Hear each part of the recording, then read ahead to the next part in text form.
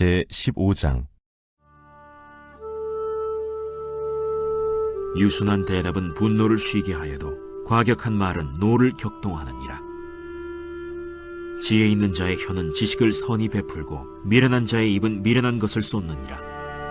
여호와의 눈은 어디서든지 악인과 선인을 감찰하시느니라. 온순한 혀는 곧 생명나무이지만 패역한 혀는 마음을 상하게 하느니라. 아비의 훈계를 업신여기는 자는 미련한 자요 경계를 받는 자는 슬기를 얻을 자니라. 의인의 집에는 많은 보물이 있어도 악인의 소득은 고통이 되느니라.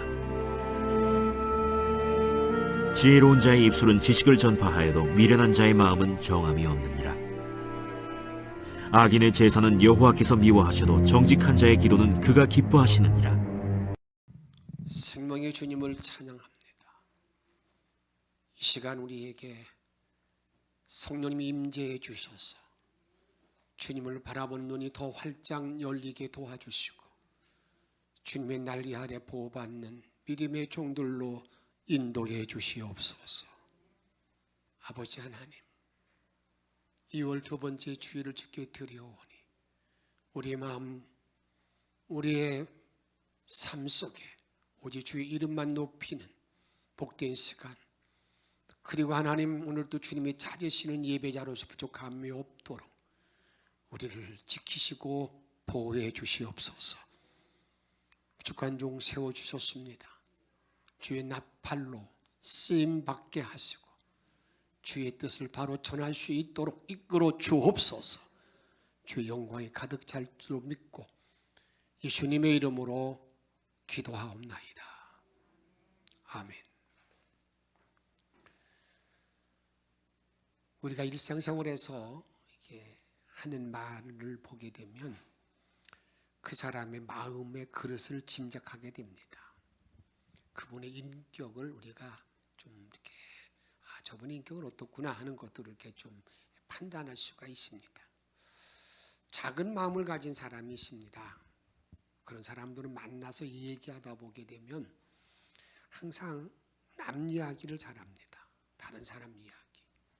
그 사람의 험담, 불평, 비판, 그런 말을 막 하는 거죠. 그 다음에 보통 마음을 가진 사람들은 좀 만났다 하면 세상 돌아가는 이야기, 그냥 세상 돌아가는 이야기, 정치 이야기를 많이 하는 거죠. 우리 한국인들은 전부 다 정치 평론가라고 그러잖아요. 누구나 다 만나면 그냥 세상 돌아가는 이야기를 많이 합니다. 드라마 주인공 이야기, 어떤 배우 이야기들, 이런 이야기를 주로 합니다.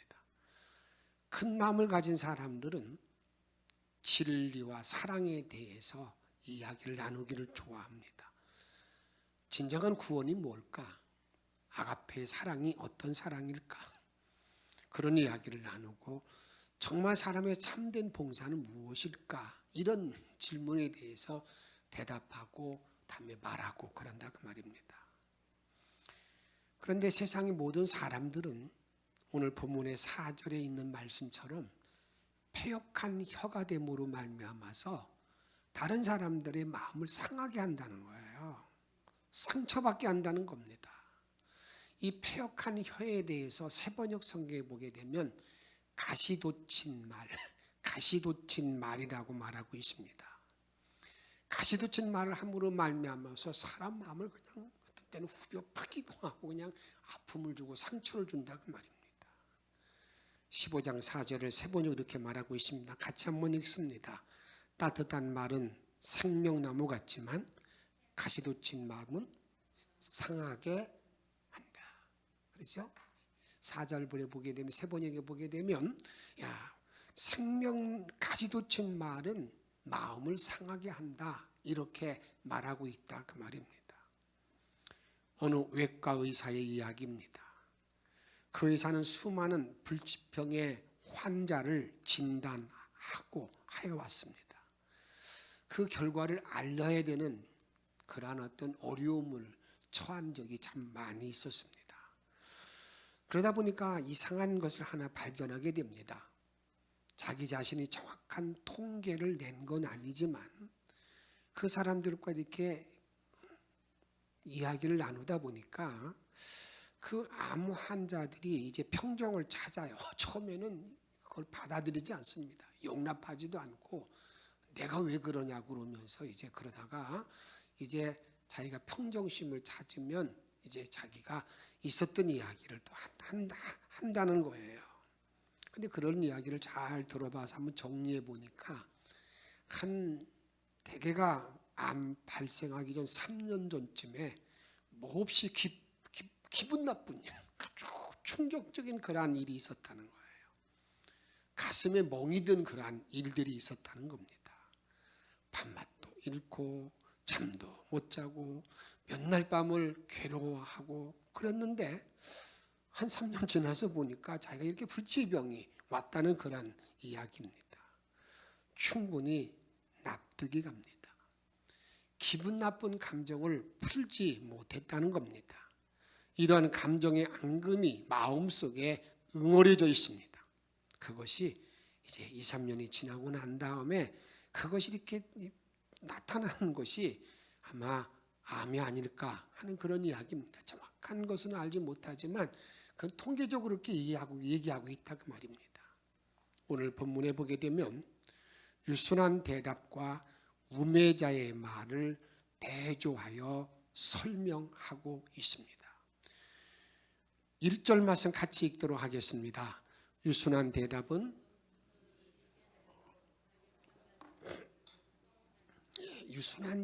분노를 쉬게 해도 유순한 대답, 부드러운 말, 그런 말은 분노를 쉬게 한다는 거예요.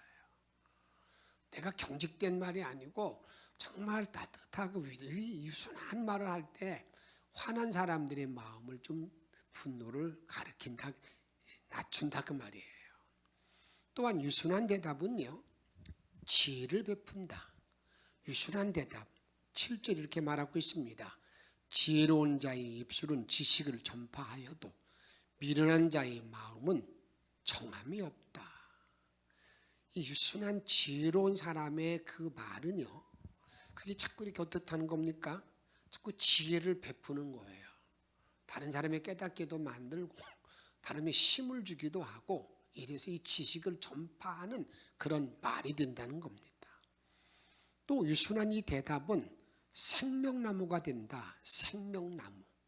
우리 4절 같이 한번 읽습니다. 온순한 혀는 곧 생명나무지만 패역한 혀는 마음을 상하게 하느니라. 이 유순한 말, 이 따뜻한 말, 이 부드러운 혀를 가진 사람, 그런 사람들은 이 생명나무가 되어져서 다른 사람들에게 힘과 용기를 주기도 하고요. 그들 다른 사람들에게 지쳐 있을 때 그들에게 뭐가 되는 거예요? 그냥 비타민이 되고 그렇다 그 말이에요. 유순한 말은 사람의 마음을 치료한다고 시편에 보면 말하고 있습니다. 시편 34편 12절에 보게 되면 생명을 사모하고 연수를 사랑하며 같이 읽습니다. 복받기를 원하는 사람이 누구뇨? 이 세상에서 오래 장수하기를 바라고 생명을 사랑하고 정말 복받기를 원하는 사람이 누구냐? 정말 복을 받을 수 있는 사람이 누구냐? 이렇게 질문해요. 누가 복받는 사람이냐? 이렇게 말하면서 13절에 보게 되면 내 혀를 악에서 뭐하고? 금하고 내 입술을 거짓말에서 금할지어다. 뭘 잘 관리해야 된다는 거예요? 입을 잘 관리해야 된다는 거예요. 입을 잘 관리한다는 것은 말을 관리를 잘해야 된다는 거예요. 입술에 파수꾼을 세워놓고 난 다음에 그래서 이제 그런 것이 다른 사람들에게 뭐가 된다고요? 그것이 복받을 받을 수 있는 사람이 된다는 것을 우리들에게 말씀하고 있습니다. 요한복음 8장에 보게 되면 가늠한 여인을 향해서 돌을 집어들고 지금 어떻습니까? 당장이라도 죽일 듯한 그러한 분노를 가지고 그 여인을 아마 끌고 왔을 것 같아요. 질질 끌고 안 올라오고 그러니까 질질 끌고 지금 누구한테 왔습니까? 가늠하다가 현장에 잡힌 그 여인을 예수님 앞에 데리고 왔습니다.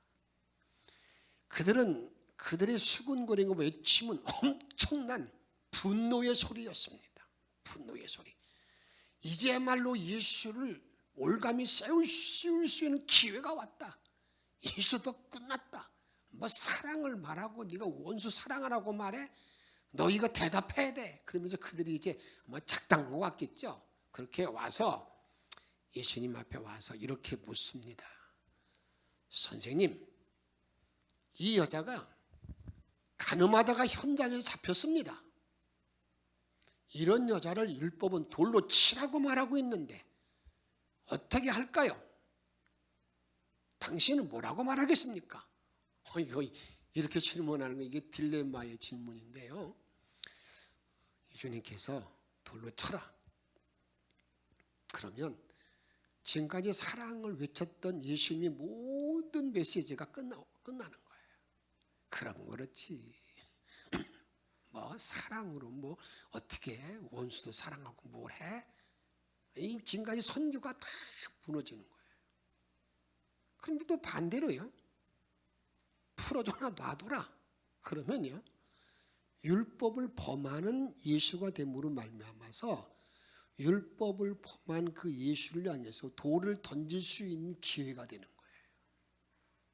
그러니까 예수님이 지금 얼마나 어렵겠어요? 여러분, 그냥 돌로 그 여인을 치라고 해도 문제고 치지 말라고 해도 문제가 되는 그런 어떤 딜레마 가운데 있었을 때에 예수님께서는요, 그때 앉으셔서 땅에 글을 쓰고 계셨어요. 땅에다 뭘 글 썼는데 어떤 글씨 썼는지는 알지 못합니다. 그리고 난 다음에 일어나셔서 이렇게 부드러운 말씀으로 하셨어요. 너희 가운데 죄 없는 자가 이 여인에게 돌을 던져라. 그 말을 들었던 거기 분노에 차서 그 여인을 죽이려고 덤벼왔던 그냥 혈기가 마냥 살리가 등등했던 그 사람들이요.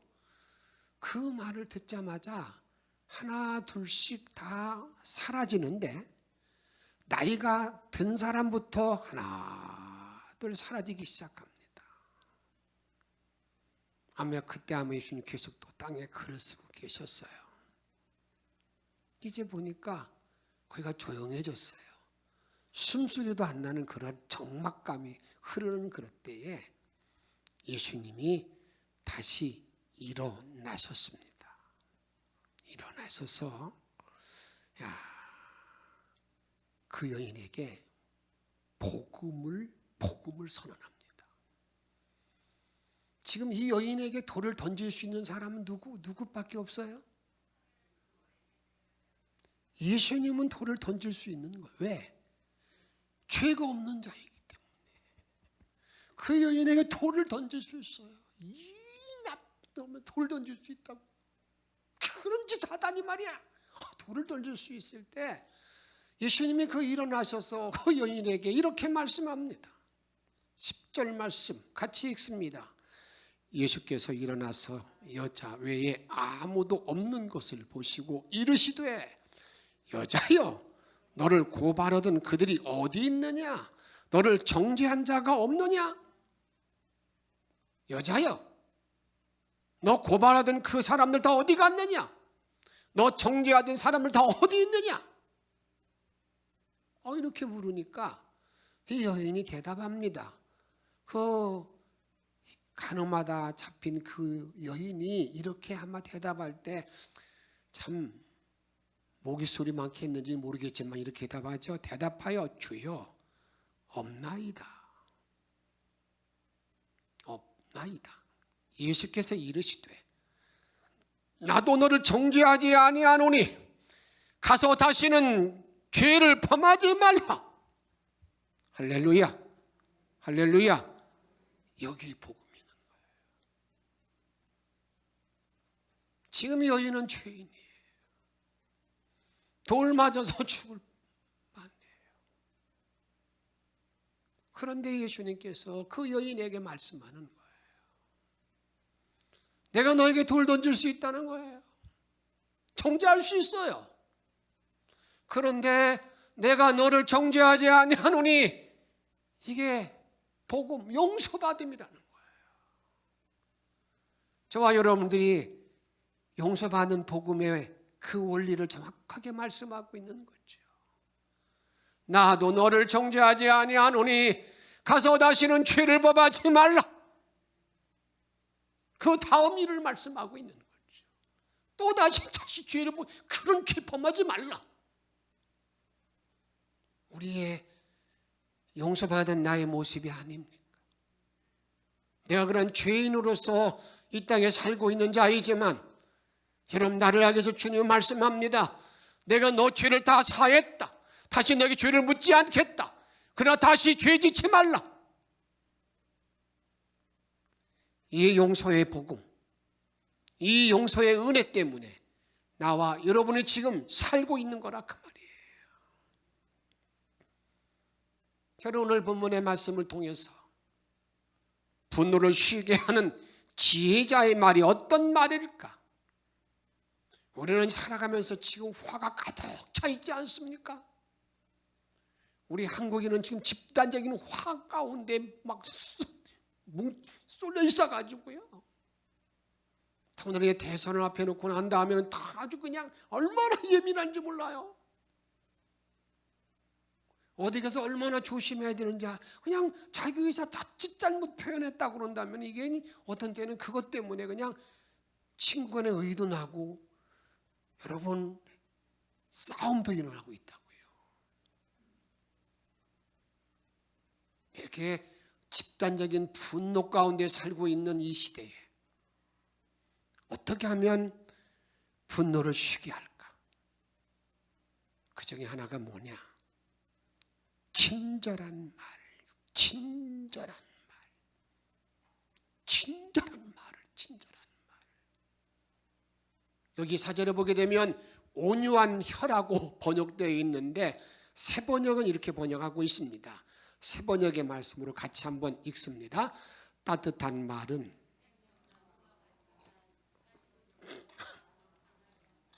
어떤 말이요? 따뜻한 말, 따뜻한 말. 한 갤론의 쓴 약보다 한 방울의 벌꿀이 더 많은 바리를 잡을 수 있다는 말이 있습니다. 따뜻한 말. 여러분, 이것을 우리가 해야 된다는 거예요. 친절한 말, 언제나 상대방을 존경하는 마음으로 이야기해야 됩니다. 무슨 말을 할 때 항상 우리가, 여러분들이 좀 살필 게 있는 거예요. 다른 사람의 입장을 좀 생각하시고요, 그분의 장점을 얘기하고요, 이해하고 듣는 자세로 임해야 된다 그 말입니다. 말할 때 인내한 후에 말할 줄 알아야 된다 그 말이에요. 그래야 친절한 말이 될 수가 있습니다. 야고보서에 보게 되면 혀가 불과 같다. 불. 그 말 한마디, 불씨가 붙어 확 번져서 그냥 그런 맛 똑같이 이 혀도 불의 혀라는 거예요. 말 한마디 잘못해놓고 나면 온통 다 그 공동체가 난리를 피고 있는 걸 본다고요. 한번 질러놓은 불은 순식간에 번져 나가듯이, 그 번진 불은 후에 감당하기가 얼마나 어려운지 알지 못합니다. 마찬가지로 내가 무심코 던진 말 한마디가 어떤 때는 천파만파냥 어려움을 당하는 때가 있잖아요. 우리가 그런 모든 모습을 보면서, 그런 모습을 특별히 이번에 선거운동을 통해서 우리가 많이 보고 있지 않습니까? 우리가 항상 말할 때에 따뜻한 말을 하려고 노력해야 됩니다. 그 사람의 가슴을 따뜻하게 하려는 마음을 자꾸 내가 노력해야 된다는 거예요. 달려있는 말이니까 나는 본래 이런 내 스펙 저기대로 살아. 여러분, 그게 아니에요. 항상 누구? 앞에 있는 상대방을 잘 보면서 다음에 내가 할 말, 하지 말아야 될 말을 잘 분별하는 것이 중요하다 그 말이에요. 두 번째로는요, 신중하고 정중하게 말해야 됩니다. 내가 말할 때에 분노를 쉬게 하는 모든 그러한 지혜자의 말은 신중하고 정중하게, 신중하게. 왜 그렇게 신중하고 정중하게 말해야 되느냐? 그것은요, 하나님께서 내가 말하는 모든 것을 다 보고 계셔요. 오늘 15장 3절 말씀 이렇게 말합니다. 여호와의 눈은 어디서든지 악인과 선인을 뭐 한다고요? 감찰하신대요. 내가 지금 말하는 걸 주님이 다 보고 계셔요. 감찰하신다고요. 내가 던진 말로 끝나는 게 아니라고요. 우리 주님이 보고 계시기 때문에 그 주님 앞에서 내가 말하는 그 신중한 말, 정중한 말이 필요하다 그 말이에요. 특별히 남편과 아내, 부부간에도 마찬가지입니다. 부부간이니까 막 하는 게 아니라 그 말이죠. 신중한 말 할 줄 알아야 된다 그 말이에요. 이것을 민수기에 보게 되면 이스라엘 백성들이 가나안 땅에 들어갈 때에 그냥 가는 곳곳마다 그들은요 이미 자기들이 살 어떤 존재나 가치가 없었던 걸 이미 알았어요. 홍해에서 다 죽어야 됐고요. 가나안 그 애굽에서 다 죽어야 될 몸인데 그 홍해를 건너는 기적과 같은 삶으로 인도받았으면 그 다음부터는 무엇만이 남아 있어야 되는 거예요? 감사만 있어야 되잖아요. 찬양만 있어야 되는 거잖아요. 그런데 그들은 한 발짝 뛰면서 계속 불평, 원망, 때로는 모세를 향해서 지도자를 향해서 너희들이 우리 이곳에 이끌어와서 죽이러 왔다고 그러면서 우리 돌아가자, 돌 던지려고 하고 그럴 때 하나님이 너무 답답해서 어느 날 이런 말씀으로 그들에게 알려줍니다. 민수기 14장 28절 말씀을 한번 천천히 같이 한번 읽습니다. 그들에게 이르기를 여호와의 말씀에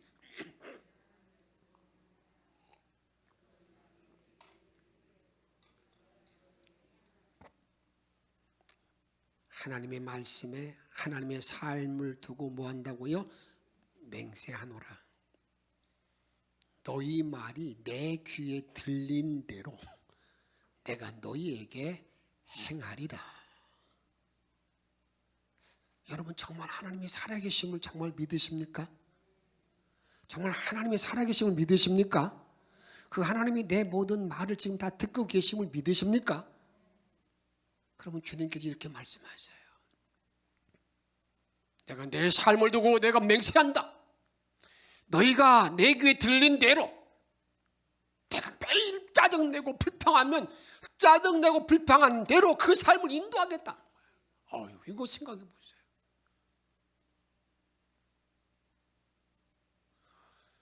내가 주어져 있는 일이 감사할 말밖에 없는데 불구하고 아침에 눈 뜨자마자 아이고 피곤해 죽겠네.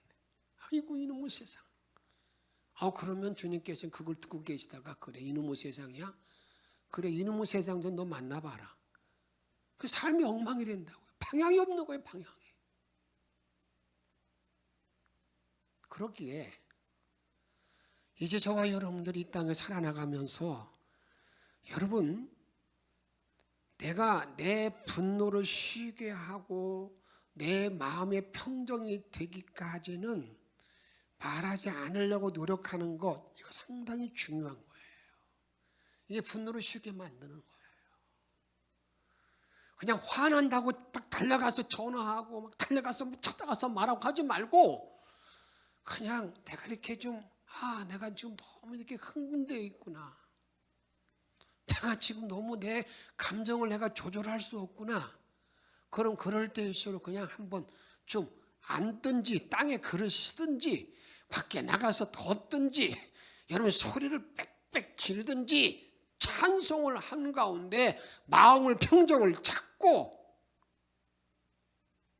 그리고 난 다음에 말할 줄 알아야 된다 그 말이에요. 분노 가운데 하는 말은요 10번이면 10번 다 실수합니다. 한 번도 실수치 않는 일이 없어요. 분노케 하는 말은 나도 상처를 입고 남에게 상처가 됩니다. 우리가 상처받을 때 이성이 상처받는 것이 아니라 이성뿐만 아니라 감정이 상처받아가지고요. 다음에 감정이 상처받으면 다음에는 이게 치유할 길이 없어져요. 그러기에 여러분 나에게 분노를 쉬게 하는 모든 지혜는 신중하게 정중한 말을 하려고 노력을 많이 해야 되는데 그것은 하나님이 지금 나를 보고 계시다는 사실을 내가 정확히 알 때 그때부터 내가 그 길을 걸어갈 수가 있다 그 말이에요. 마지막으로 복된 말, 축복의 말을 해야 합니다. 축복의 말. 여기 부드러운 혀, 온유한 대답, 이게 전부 다 축복의 말이거든요. 축복의 말을 해야 된다. 복된 말. 이것을 베드로전 3장 8절 말씀 같이 한번 읽습니다. 마지막으로 말하노니 너희가 다 마음을 같이하여 동정하며 형제를 사랑하며 불쌍히 여기며 겸손하며, 이게 내가 항상 말할 때 그런 마음을 갖는 자세예요. 그리고 난 다음에 9절 말씀 보세요. 악을 악으로 욕을 욕으로 갚지 말고 그 다음에 도리어 복을 빌라. 좀 힘들죠? 한 번 쏴서 욕을 막 박아도 쏙 붙여야 되는데 뭘 빌라고요? 복을 빌래. 이를 위하여 너희가 뭐 했다고? 부르심을 받았으니 이는 복을 크게 아멘 좀 해봐요. 오히려 복을 빌어. 그것 때문에 내가 너희를 세운 거야. 하나님이 자녀로 세웠다는 거예요. 그것이 무엇을 또 이어받게 한다고요? 복을 이어받게 만드는데 복을 이어받게.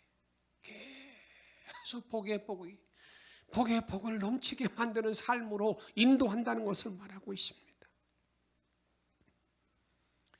유대인들의 유대인들이 특이한 특성이 하나 있는데 그게 뭐냐면 축복의 말을 사용할 줄 알고 축복의 일을 그렇게 사모한다는 거예요. 축복의 말. 어떤 때는 축복의 말을 듣기 위해서 자기들의 생사를 생명까지 내걸고 싸워요. 그 야곱과 에서에 대한 이야기인데요. 여러분, 야곱이 자기 형을 속이고 아비를 속여가면서 그가 아버지의 축복의 말을 받았어요. 여러분 잘 보세요. 이렇게 축복의 말을 받고 난 다음에 여러분 야곱이 재산이 좀 늘어났습니까? 아니에요. 재산이 조금 더 늘어난 게 아니고요. 개나리 보찜 치고 어디로 쫓겨가는 신세가 돼요.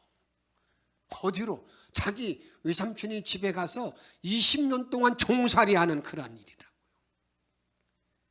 여러분, 그런데 그들은요, 축복의 말을 위해서 그렇게 애를 쓰는 거예요. 축복의 말을 사모하는 거예요. 그 일을 말하는데 이건 다른 게 아닙니다. 그 아버지가 던져주는 그 축복의 어느 속에는 메시아의 가문에 들어가는 그 통로가 되는 일이 거기가 있기 때문에 그걸 얻기 위해서 그렇게 애쓰고, 여러분 그런 일을 했던 것을 우리들에게 알려주고 있다 그 말입니다. 야곱은 땅의 것보다도 하늘의 신령한 복을 사모하며 그것을 허락받았다는 것을 우리에게 말씀하고 있다 그 말입니다. 축복의 말은요, 그 축복의 말 속에 하나님의 창조의 능력이 숨겨져 있어서 내가 축복의 말을 하게 되면은요, 이상하게 상처받은 사람들의 마음이 이렇게 그게 치유가 됩니다. 치유가 되는 거예요. 축복의 말을 사용할 때에 그 응어리가 흘러내리게 된다 그 말이에요. 가정에서 자녀를 양육할 때에도 꾸중하거나 저주하기보다는 축복의 말을 사용하고 축복의 말을 던져야 됩니다. 자녀를 위하여 간절한 축복 기도를 드릴 때에 그 축복이 그대로 이루어진다는 사실을 믿고 그 일을 감당해야 된다 그 말이에요. 지치지 말고 끝이지 말고 계속된 기도를 감당해야 된다 그 말입니다. 미국의 심리학자 로젠달의 보고에 보면 이런 이야기가 나옵니다. 그분은 실험을 위해서요 14마리 쥐를 택합니다. 14마리 쥐를 똑같은 환경에 7마리씩 집어넣습니다. 그런데 그 똑같은 먹이를 주는데 한 무리에는 항상 밥을 줄 때마다 쓰다듬어 주는 거예요. 잘생겼다. 한쪽은요 밥을 줄 때 그냥 못생겼다고 찌질을 하고 막 그렇게 얘기하면서 이렇게 두 부류 그 그룹을 이제 양육합니다. 욕을 하고 막 거기 했던 그 부류하고 칭찬을 했던 부류하고 3개월 후에 나타나는데 여러분 완전히 달라지는 거예요. 그 칭찬하고 축복했던 그 쥐새끼들은요 토실토실하고 잘 자라는데 욕을 들으면서 들었던 그 쥐들은 발육 상태가 영 좋지 않아요. 사랑하는 성도 여러분, 참 우리가 살기 어려울 때, 힘들 때 이제 좀 친절한 말을 좀 사용하십시다. 따뜻한 말, 신중하고 정중한 말, 축복의 말을 아낌없이 사용해서 내가 속한 내 가정의 행복이 넘치고 내가 속한 이 공동체가 여기에 살맛이 나고 그 일로 말미암아 열매를 풍성히 맺는 영천의 축복의 성도가 다 되시기를 주의 이름으로 축복합니다. 이런 따뜻한 말, 축복의 말을 잘하는 비결이 어디 있는 줄 아십니까? 내가 주님의 친절한 팔에 안길 때 가능해요. 그 주님의 팔에 안길 때 우리 함께 찬양 부르시고 한번 기도하도록 하십시다. 405장입니다.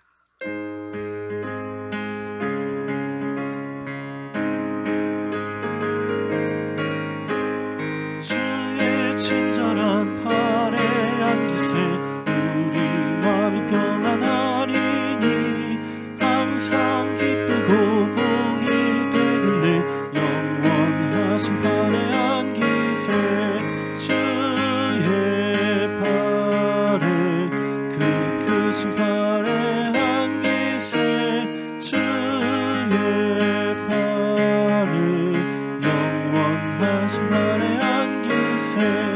날이 갈수록 주의 사랑이 푸른 광명하게 비치고 전성 가는 길 변해 가리니 영원하신 팔 그렇습니다. 주의 팔에 주의 그 크신 사랑의 팔에 주 크신 팔에 안기세 주의 팔에 영원하신 팔에 안기세 주의 보좌로 나아갈 때에 기뻐찬 미소리 외치며 겁과 두려움 없어지리니 영원하신 팔에 안기세 주의 팔에 그 크신 팔에 안기세 주의 팔에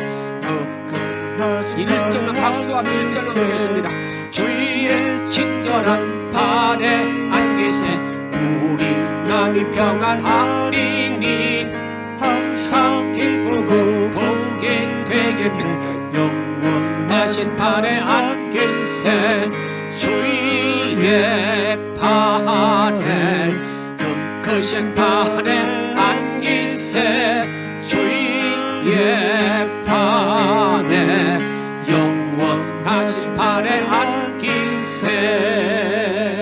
아멘. 내가 분노를 쉬게 하는 지혜의 말이 어디 있습니까? 내가 주의 발에 안겨서 따뜻한 말, 신조 정중한 말, 이런 말 해야 됩니다. 오늘 주시는 말씀을 기억하며 늘 통성으로 기도하겠습니다. 성령의 좀 오줌이는 외로 이걸 주시는 원합니다. 연방사는 이걸 주시옵시고 우리는 하나님을 좀 하나님의 분노가 있습니다. 아버지 집단 분노에 걸려 있어서 아버지 주인 하나님 오늘을 주시옵시고 이러한 모든 정말 주인 오늘을 주시옵시고 또 믿음을 바람대로 이걸 주시옵시고 너는 믿음의 눈을 이걸 주셔서 주만 말하고는 아버지 성령 내려 들어가시는 도와이거를 원합니다. 영광된 모든 들어가시 내려 들어가기를 원합니다. 자비로우시라고 기도합니다. 아버지 능력을 하나님 도와이거를 주셔서 하나님 하나님 오늘 내려 들어가기를 원합니다. 주의 열어주셔서 우리를 원합니다. 어떤 일을 분노를 쉬는 지혜가 있는 주시기를 원합니다. 아버지의 친절한 말을 전당하기를 원합니다. 오 우리를 주시옵시고 내가 속을 기는 복음을 보기만 하기를 주셔서 아버지는 너를 주시옵시고 너는 믿음으로 저를 바람대로 들어가기를 원하나이다. 주의 아버지 능력을 임하여 주옵소서. 아버지 너를 가능한 믿음을 주셔서 하나님만 바로는 신뢰를 도와주시는 원합니다. 이런 너는 외로 주셔서 남은 모든 도와주시옵시고 이제 그 영광된 모든 마음으로 일생을 승리할 수 있도록 하나님 돌보시고 인도하시고 영광만 받아 주옵소서. 영광만 받아 주옵소서. 우리 능력과 생명 되시는 예수 그리스도의 이름으로 감사하며 간절히 기도하옵나이다.